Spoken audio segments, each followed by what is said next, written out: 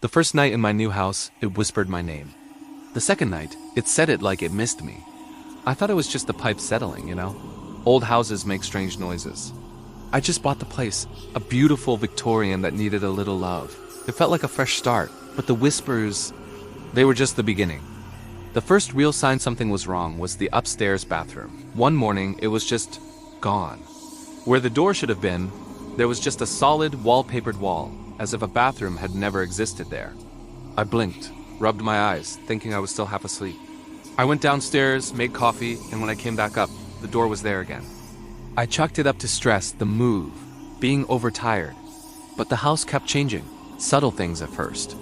The coat closet would suddenly be on the opposite side of the foyer. The staircase would have an extra step one day and be back to normal the next. It was like living inside a Rubik's Cube that was slowly, methodically twisting itself. I tried to rationalize it. Maybe the foundation was shifting? Maybe I was just losing my mind. But how do you rationalize your own family photos changing?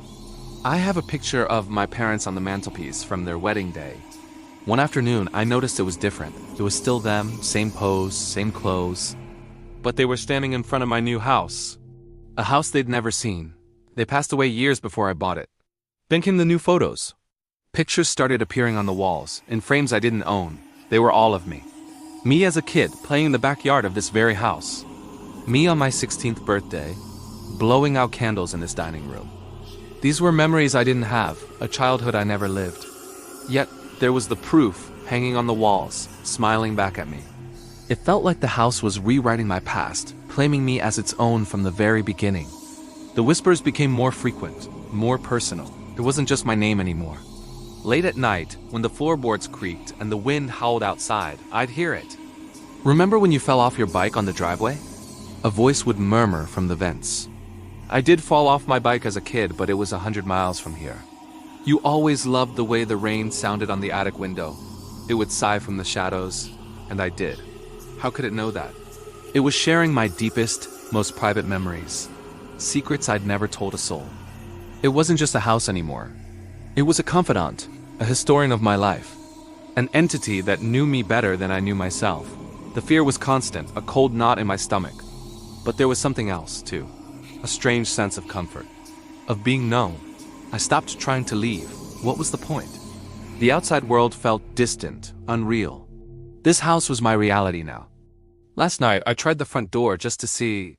It wouldn't budge. The deadbolt wasn't thrown, the handle turned, but the door was sealed shut, as if it were part of the wall. The lights flickered, casting the hallway in a strobe of light and shadow. And then for the first time, the voice wasn't a whisper.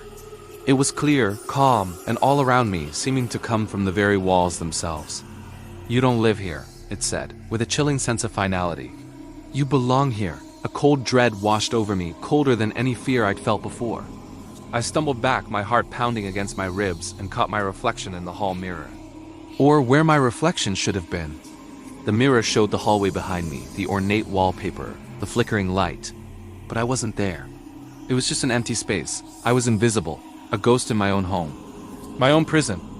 As I stared into the empty mirror, the terror freezing the breath in my lungs, the whisper returned, soft and possessive, echoing in the sudden darkness. It whispered my name.